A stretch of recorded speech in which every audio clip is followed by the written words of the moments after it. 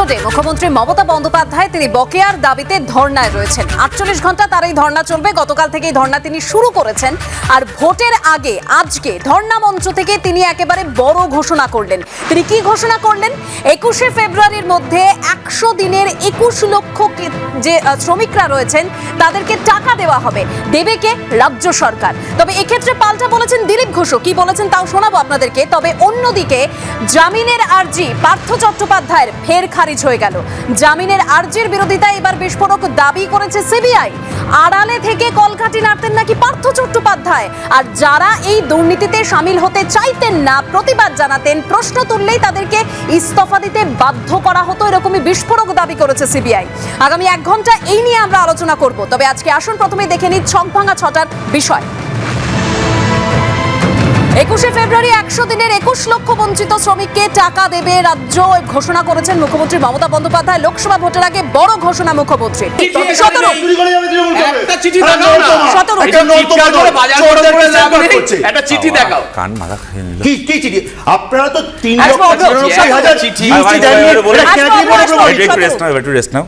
দেখুন, কথাটা প্রথম কথা বলি যে এটা আমাদের ভাবতে ভালো লাগছে, টাকা যেই দিয়ে থাকুন না কেন, কিন্তু কিছু মানুষ যারা কাজ পেয়েছেন এতদিন ধরে তাদের টাকাটা বকেয়া হয়েছিল, তারা যে টাকাটা পাবেন এটা সত্যি ভাবতে আন্তরিকভাবে ভালো লাগছে।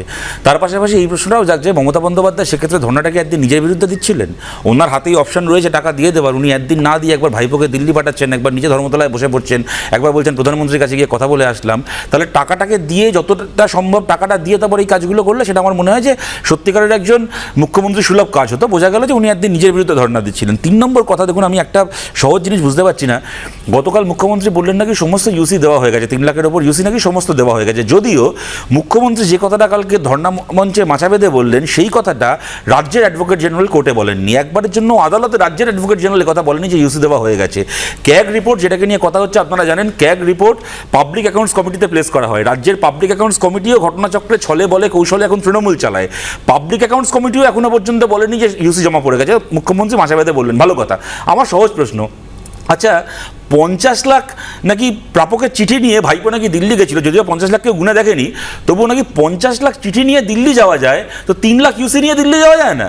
তাই আপনি যদি 3 লাখ ইউসি জমা দিয়ে থাকেন তাহলে আবেদন করছি মুখ্যমন্ত্রী আপনার কাছে এই 3 লাখ কি 3,94,000 ইউটিলাইজেশন সার্টিফিকেট নিয়ে চলুন দিল্লি, আপনি চলুন, আমরা আপনার সঙ্গে যাব। প্রধানমন্ত্রী দপ্তরের বাইরে আমরা ধর্ণা দেবো আপনার সঙ্গে, আমরা সুপ্রিম কোর্টে আপনার হয়ে মামলা লড়বো, বিকাশ ভট্টাচার্য বিনা পয়সায় আপনার সরকারের হয়ে মামলা লড়বেন। আপনি তো এত টাকা খরচা করে সরকারের লোকের এই যে প্রদীপ্ত আটকানোর জন্য মামলা করেন সুপ্রিম কোর্টে, আপনারা তো এত টাকা খরচা করে সিবিআইকে আটকানোর জন্য মামলা করেন। রাজ্যের যারা কাজ করেছেন 100 দিনের তাদের টাকাটাকে আনার জন্য মামলা করুন, তা আপনি করছেন না। দেখুন পরিষ্কার আমরা একটা জিনিস বুঝতে পারছি, তৃণমূল চুরি করেছে। আপনারা জানেন রাজ্যের 4টে জেলাকে, মালদা, দার্জিলিং, পূর্ব বর্ধমান, হুগলি, 4টে জেলাকে কয়েক কোটি টাকা জরিমানা করা হয়েছে 100 দিনের কাজে দুর্নীতির জন্য, এবং মুখ্যমন্ত্রী প্রতিটা জরিমানার পাই পয়সা মিটিয়ে দিয়েছেন। অর্থাৎ টাকাটা চুরি করলো তৃণমূলের নেতারা, তাদের বিরুদ্ধে রাজ্য সরকার কোনো এফআইআর করলো না, তাদের কাছ থেকে টাকাটা রিকভার হলো না, মাঝখান থেকে প্রদীপ্ত ট্যাক্সের টাকা থেকে হচ্ছে এখন সেই জরিমানা কেন্দ্রকে দেওয়া হচ্ছে। মুখ্যমন্ত্রীর দল চুরি করেছে, তৃণমূল চুরি করেছে, বিজেপি চান্স পায় ডান্স করছে। ওরা দেখেছে ভাই ইস্যু পেয়েছি, টাকা আটকে দিয়েছে, রাজনৈতিক দল তারা রাজনীতি করবেই, কিন্তু তৃণমূল যদি চুরি না করতো তাহলে আজকে কেন্দ্রের সরকারের ওই রাজনীতি করার সুযোগ আসতো না। আমি আবারও বলছি, তৃণমূল চুরি করেছে, তাদের যদি চুরির প্রমাণ হয় তাহলে তাদের শাস্তি দিক, এই ন্যারেটিভ সেটের কি আছে? আজকে বলছে যে ইউসি মাচা বেঁধে গল্প দিচ্ছে যা কিছু, কিন্তু চিঠিটা তো প্রধানমন্ত্রীকে একজন মুখ্যমন্ত্রী লিখেছেন, এবং তার বিরুদ্ধে কি অ্যাকশন নেওয়া হচ্ছে আমরা তো জানি না।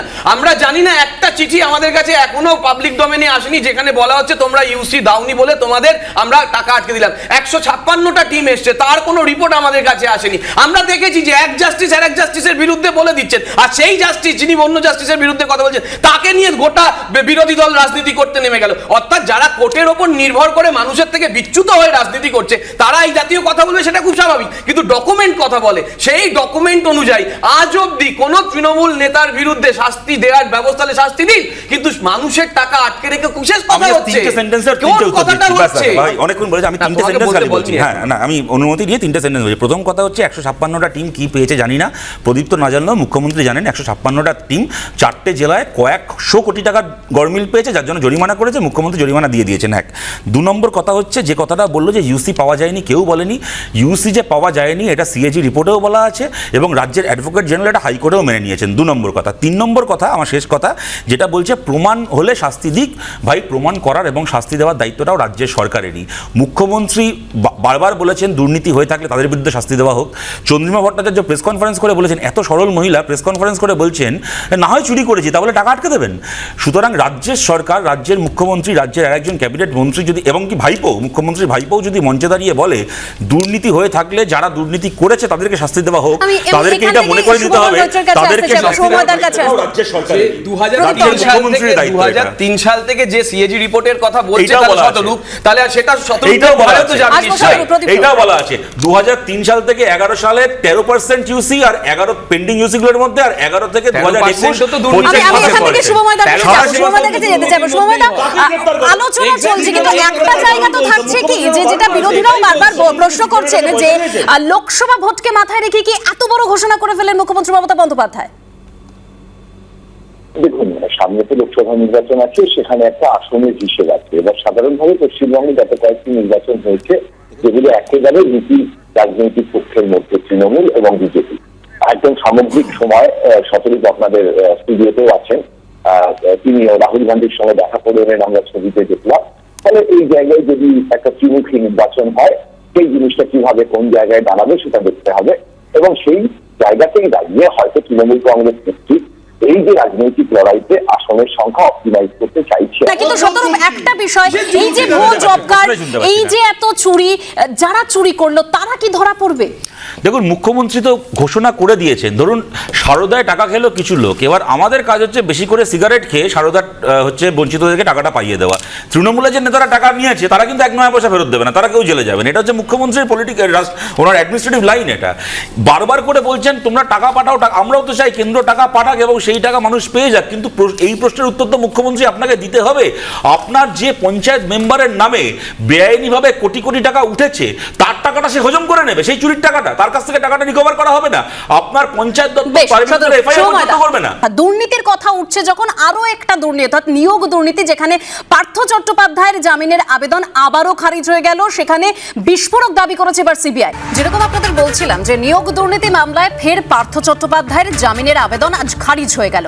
আড়ালে থেকে দুর্নীতিতে কলকাঠি নেড়েছেন পার্থ চট্টোপাধ্যায়, দাবি করেছে সিবিআই। এমন ভাবে অভিযুক্তরা অপরাধ করত যাতে ধরা না পড়ে। তদন্তে দেখা যাচ্ছে গোটা নিয়োগ দুর্নীতির ছবিতেই রয়েছেন পার্থ চট্টোপাধ্যায়। যাঁরা দুর্নীতিতে থাকতে চাইতেন না, প্রশ্ন তুলতেন অর্থাৎ প্রতিবাদ করতেন, তাদের পদত্যাগ করতে বাধ্য করা হতো। কথা না শুনলে হুমকিও দেওয়া হতো বলে অভিযোগ সিবিআই এর আইনজীবীর। 8ই জানুয়ারি 2020 পার্থ চট্টোপাধ্যায়ের বাড়িতে যে বৈঠক হয়, সেই বৈঠক থেকে এক আধিকারিককে পদত্যাগ করার জন্য বাধ্য করা হয়। শিক্ষক সমাজ গড়েন, চিকিৎসক ভুল করলে একজনের ক্ষতি। যেভাবে অযোগ্য প্রার্থীদের শিক্ষক করা হয়েছে তাতে সমাজ কোথায় যাবে? পার্থ চট্টোপাধ্যায়ের জামিনের বিরোধিতা করে আজ চাঞ্চল্যকর দাবি সিবিআই এর আইনজীবীর।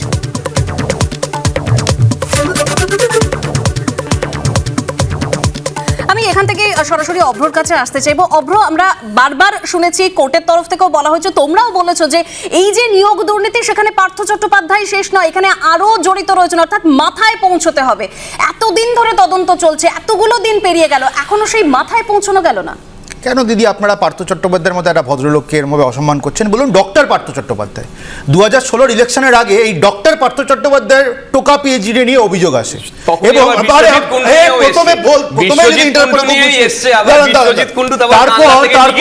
ক্যালকাটা হাইকোর্ট নর্থ বেঙ্গল ইউনিভার্সিটিকে বলে তোমরা রিপোর্ট দাও।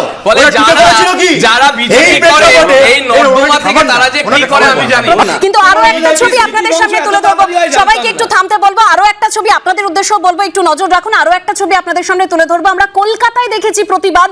এসএলএসটি চাকরি প্রার্থীর একজন মহিলা চাকরি প্রার্থী, তিনি চুল কামিয়ে প্রতিবাদ জানিয়েছিলেন নিয়োগের দাবিতে। সেই একই প্রতিবাদ এবার ডায়মন্ড হারবারে, সেখানেও চুল কামিয়ে প্রতিবাদ, অর্থাৎ মাথা কামিয়ে প্রতিবাদ জানালেন চাকরি প্রার্থীরা। এই ছবিটা দেখলে সত্যি খারাপ লাগে যে যারা যোগ্য চাকরি প্রার্থী, এবং পাশাপাশি লজ্জাও লাগে বটে যে যারা যোগ্য চাকরি প্রার্থী তারা রাস্তায় বসে রয়েছেন, তারা আন্দোলন জানাচ্ছেন এবং মাথার চুল কামিয়ে তাদের প্রতিবাদ জানাতে হচ্ছে। আমি এখান থেকে শুভময়দার কাছে যাব। শুভময়দা, স্বাভাবিকভাবেই যারা যোগ্য চাকরি প্রার্থী, মানে আমার আপনার ঘরে যারা যোগ্য চাকরি প্রার্থীরা রয়েছেন, তারা আন্দোলনে রাস্তায় বসে রয়েছে দিনের পর দিন এবং তাদের প্রতিবাদ জানাতে হচ্ছে মাথার চুল কামিয়ে। কলকাতার পর এবার জেলাতেও সেই ছবি। অর্থাৎ এখান থেকে একটা প্রশ্ন উঠছে না যে চুরিটা হয়েছে, যে চুরির দায় তাহলে কি কারণ নয়? সব দায় কি সাধারণ মানুষের যারা যোগ্য চাকরি প্রার্থী তাদের? চুরির দায় কারণ নয় যখন বলছেন তখন একটু গুলিয়ে যাচ্ছে, তবে চুরির দায় আর এক সমনামী পাত্রদের নয়। এই ভদ্রলোক বেশ কয়েকবার এমএলএ হয়েছেন, ভোটে জিতেছেন, সম্ভবত 2006 থেকে 2011 অব্দি আমার যতদিন মনে পড়ছে বা তার একটু আগে এই রাজ্যের স্কুল শিক্ষামন্ত্রী ছিলেন, খুব সাধারণ জীবনযাপন করেন এবং সে সময় কিন্তু এগুলো শুনতে পাওয়া যায়নি। এই তুলনাটা কেন করলাম? এই তুলনার মানে এই নয় যে সিপিআইএম রাজত্বে যা হয়েছে সব ভালো হয়েছে, প্রচুর দুর্নীতি ছিল, কিন্তু শিক্ষার ক্ষেত্রে বা যে কোনো ক্ষেত্রেই আর কি এই যে একটা রাজ্যকে চালানো, তার জন্য যে যে নিয়ম নীতি মেনে কাজগুলো করতে হয় এবং সেই জায়গাটায় একটা সম্পূর্ণ গন্ডগোল হয়ে গেছে। কে সামলাতে পারে? এখন সামলাতে পারেন যারা রাজ্যের ক্ষমতায় আছেন। ফলে এই জায়গায় তৃণমূল কংগ্রেসকে দেখতে হবে যে তাদের পার্শ্বদের মতো একটা মানুষ, তার কতটা গন্ডগোল ছিল তারা খুঁজে বার করতে পারেন। না পারলে তাদের বলতে হবে যে হ্যাঁ, পার্শ্বদের মতন একজন মানুষ যদি আমাদের দলে থাকেন তাকে আমরা শিক্ষামন্ত্রী করবো। অর্থাৎ এই যে জায়গায় আয়নার সামনে দাঁড়িয়ে একটি রাজনৈতিক দল তারা কোন দিকে তাকাবেন, কোন সমনামী মানুষটিকে খুঁজে নেবেন যিনি, যার জন্য এই ব্যাপারগুলোর সমাধান হবে। এই যে মাথার চুল কাটা বা যে ধরনের ঘটনাগুলো আমরা দেখছি সেগুলোকে দেখতে ভালো লাগে না, এগুলো মনের উপর চাপ দেয় মানুষের। এর রাজনৈতিক ফলাফল কি হবে সেটা মানুষ ঠিক করবেন, বিরোধীরা বলবেন তৃণমূলের বিরুদ্ধে, কিন্তু সমস্যার সমাধানে একেবারে রাজ্যের শাসক দলকে এগিয়ে আসতে হবে। যদি কেউ আছেন তার কাছে দাবি থাকবে যে আপনারা একটু পাত্র দিয়ে খোঁজার চেষ্টা করুন। বলতে পারি? হ্যাঁ, শতরূপ। দেখুন, এখন এটা আমাদের দেখতে হচ্ছে যে কিছু বঞ্চিত মানুষ তারা নিজের মাথা চুল কামিয়ে ফেলছেন। পুলিশের কোলে যদি তৃণমূল না বসে থাকতো না, একদিনে পাবলিক তৃণমূলের লোকেদেরকে রাস্তায় ধরে মাথা চুল কামিয়ে দিত, যে অবস্থায় এরা নিয়ে গেছে রাজ্যটাকে। আমি একটা কথা আপনাকে জিজ্ঞেস করছি, আপনি অভ্রকে জিজ্ঞেস করলেন মূল মাথা কবে ধরা পড়বে। আচ্ছা, আর মূল মাথা কী আছে বলুন তো? কেন ধরা পড়বে? সিবিআই তো চার্জশিটে বলে দিয়েছে নাকি নিয়োগ দুর্নীতি পার্থ চট্টোপাধ্যায় পর্যন্তই, ওখানে গিয়ে থেমে যাচ্ছে। পার্থ চট্টোপাধ্যায়ের ওপরে আর কেউ নেই। সিবিআই তো ফাইনাল চার্জশিট জমা দিয়ে পড়ে গেছে, আপনারা তো জানেন খুব ভালো করে, 2 সপ্তাহ আগে। আমি একটা কথা জিজ্ঞেস করছি, গভর্নমেন্টের একজন অফিসারকে পদত্যাগ করানো হচ্ছে, গভর্নমেন্টের মুখ্যমন্ত্রী এটা জানেন না? এটা আমাদের বিশ্বাস করতে হবে। আজকে আমাদের এটা খেয়াল রাখতে হবে। দেখুন, গোটা বাংলার যত বঞ্চিত ছেলে মেয়ে যারা টাকা দিয়ে চাকরি কিনতে বাধ্য হয়েছে, তারাও আমাদের শত্রু নয়। তারা সবাই তো বেলঘরিয়া রুপিদার ফ্ল্যাটে গিয়ে টাকা জমা দিয়ে আসেনি। গোটা বাংলার এলাকায় যে স্টেট ব্যাংক অফ তৃণমূলের ব্রাঞ্চ খুলেছিল এরা, সেই সমস্ত জায়গায় তৃণমূলের পঞ্চায়েতের প্রধান হতে পারে, ব্লক সভাপতি, যুব সভাপতি, হ্যান ত্যান, এরা তো টাকাগুলোকে তুলে, আমি জাস্ট কথাটা দেখুন, ওদের চেঁচামেচি আমি বহুত শুনেছি। আমি তোমার কাছে আসবো। মানে তৃণমূল তো বারবার বলছে যে মানে যত নষ্টের গোড়া বিরোধীরাই বারবার গিয়ে একটা করে মামলা করছে এবং সেখানে নিয়োগে বাধা দেওয়া হচ্ছে। দেখুন, কদিন আগে তো দেখলেন, 3 দিন আগে তো দেখলেন, সুপ্রিম কোর্ট যে রায় দিল 9,500 ছেলে মেয়ের চাকরি হলো, এই রায় তো অভিজিৎ গাঙ্গুলি দিয়ে দিয়েছিলেন যে প্যানেল প্রকাশ করা হোক এবং চাকরিটা হোক। তারপরে এরা গিয়ে ডিভিশন বেঞ্চ থেকে স্টে অর্ডার নিয়ে এসেছিল। কল্যাণ বন্দ্যোপাধ্যায় ডিভিশন বেঞ্চের বড়াই করছিল না একটু আগে প্রদীপ্ত, ডিভিশন বেঞ্চ থেকে। তারপর তো ডিভিশন বেঞ্চ সম্পর্কে অনেক কথা শুনলাম, আমরা সব বিশ্বাস করি না যদিও, তবু শুনলাম ডিভিশন বেঞ্চে নাকি কিছু হয়। এবার কথাটা হচ্ছে, অভিজিৎ গাঙ্গুলি সেই রায় দেওয়ার পরে এই নিয়োগের এই রাজ্যের সরকার এই ডিভিশন বেঞ্চে গিয়ে তার উপর স্টে অর্ডার নিয়ে কল্যাণ ব্যানার্জি ঘোষণা করেছিলেন প্যানেল প্রকাশ হওয়ার পরে 2 বছর পার হয়ে গেছে, এখন আর ওই নিয়োগ দেওয়া যাবে না, ওই প্যানেল এখন ইনভ্যালিড হয়ে গেছে। সুপ্রিম কোর্টের রায়ে ডিভিশন বেঞ্চের দেওয়া সেই স্টে অর্ডার উঠে গিয়ে এখন তাদের আবার চাকরি হচ্ছে। দেখুন, এরা চুরি করবে করে টাকাটা নিজের বাড়িতে রাখবে, তারপরে কেউ আদালতে মামলা করবে না, বঞ্চিতরা। আমি একটা জিনিস জাস্ট মনে করে দিতে চাই যে ডিভিশন বেঞ্চে যে জায়গাটায় আটকানো হয়েছিল সেটার সঙ্গে এই 9,900 কত ঘটনার একদম এক নয়, দুটো আলাদা সম্পূর্ণ। প্রথম কথা হচ্ছে, এই যে ব্যাপারটা, ছেলেটির একটা কথা শতরূপ মিস করে গেল। 2009-এর আমরা চাকরি প্রার্থী, 15 বছর ধরে যন্ত্রণা শোধ করছি। আমি দায়িত্ব নিয়ে বলতে চাই যে আমরা যথেষ্ট আন্তরিক, সহানুভূতিশীল। এই ঘটনা সত্যি দেখতে খারাপ লাগে, মনস্তাত্ত্বিক চাপ দেয়, কিন্তু 2009-এর ঘটনা যেটা কোর্টে কেস চলছে, আমরা যেখানে আন্তরিকভাবে দিতে চাইছি সেখানে মামলা কি করছে। যখন আমরা 1600 চাকরি দিতে চাইলাম, এই বিভিন্ন যে আমাদের ফিজিক্যাল এডুকেশনের চাকরি দিতে চাইলাম, তখন তার প্যানেল প্রকাশ হয়ে গেল, ব্যাস আটকে দিল। এবং তারপরে তারা চলে গেল, যার কথাও কিছুক্ষণ আগে বললো এমপি, সাংসদ যিনি আইনজীবী বিকাশ ভট্টাচার্যের কাছে, বলা হলো যে বিকাশ বাবু আটকে দিয়েছেন। ফলে আমার বক্তব্য হচ্ছে, একটা বিষয়, যেরকম তুমি বলছো যে স্বাভাবিকভাবে এই ছবি অত্যন্ত কষ্টদায়ক এবং একদমই মানে খুব খারাপ লাগার জায়গা থেকে বাঙালির হিসেবে লজ্জার জায়গা, মাথা হেট হয়ে যাওয়ার জায়গা, কিন্তু যখন দিনের পর দিন এই দুর্নীতি চললো, একের পর এক দুর্নীতি চললো, তখন মনে পড়লো না? এমন তো নয় যে আজকে দুর্নীতি হলো কালকে আমি আবারও ধরা পড়ে বলছি যাবে। যে দিনের তখন পর সরকার কি দিন করছিল? যে দুর্নীতির কথা বলা হচ্ছে দিনের পর দিন ধরে, আমার বক্তব্য যে সেই দিনের পর দিন দুর্নীতিটা কিন্তু দিনের পর দিন আদালত চলার পরেও কেউ এখনো পর্যন্ত এবার দিতে পারলো না।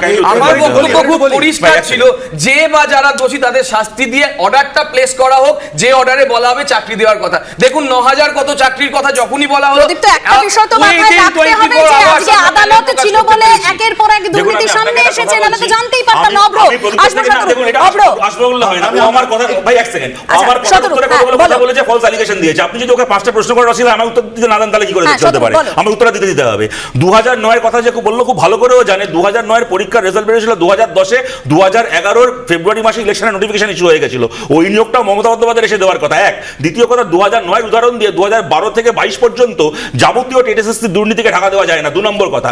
3 নম্বর কথা হচ্ছে খুব ভালো হতো মামলাটা যদি না হতো, তাহলে পার্থর ঘাটের তোলার টাকাগুলো পার্থর ঘাটের তোলাতেই থাকতো আর কালীঘাটে চলে যেত। মামলা হয়েছে বলে টাকাগুলো রিকভার্ড হয়েছে, ওরা পথে বসে গেছে। তাই ওদের যেটা হেমন্ত সোরেন উচ্চ আদালতে গেছে, কোথাও রিলিফ পায়নি। তার মানে মমতা ব্যানার্জি এই আক্রমণটা ইডি, সিবিআই, কেন্দ্রীয় সরকার, বিজেপিকে শুধু করছেন না, হায়ার জুডিশিয়ারিকেও আক্রমণ করছেন, যেটা অত্যন্ত ভয়ঙ্কর এবং ক্ষতিকারক। শতরূপ দেখুন শুভেন্দু অধিকারী এই কথাগুলো বলছেন, বাট জুডিশিয়ারিকে কোর্ট করে আবার এটাও ঘটনা। এই জুডিশিয়ারি বলেছে ইডি এবং সিবিআই টেটের দুর্নীতির তদন্তের ক্ষেত্রে তারা হচ্ছে অভিষেক বন্দ্যোপাধ্যায়কে বাঁচাচ্ছে, প্রমাণ লোপাট করছে, এমনকি এই পর্যন্ত বলেছেন অভিজিৎ গাঙ্গুলি। সুতরাং আমি একটা কথা বলছি যে এটা ঘটনা একটা রাজ্যের মুখ্যমন্ত্রীকে গ্রেপ্তার করে নিতে পারলো, কেননা তার কাছ থেকে নাকি 36 লাখ টাকা আর একটা BMW গাড়ি পাওয়া গেছে। আর আমাদের রাজ্যের মুখ্যমন্ত্রী কলকাতার 3টে রাস্তায় 36টা প্লটের মালিকিন হয়ে বসে আছেন। একটা শাহজাহান একটা ব্লকের নেতা 20,000 কোটি টাকা